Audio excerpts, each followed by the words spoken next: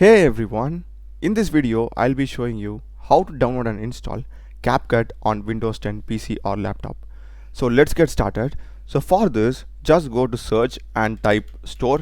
You'll be getting this Microsoft Store app. Just click on open, and in the Microsoft Store you need to search for Capcut, and here you'll be getting Capcut. Just click this and it is absolutely free. Just click on install. So the download will be getting started. Just be patient. So once the installation is complete, you'll be getting here installed, and now just go to search and type Capcut. You'll be getting the Capcut app over here, and you can just click on open. So you'll be getting something like this. Your computer can run Capcut smoothly. Just click on confirm, and you'll be getting the Capcut interface. Just click on new project. Yeah, and this is the interface that you get for Capcut.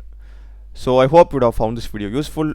So do check the playlist of my channel. I've done a lot of videos in programming and AI. Check them out, subscribe me. Thanks for watching.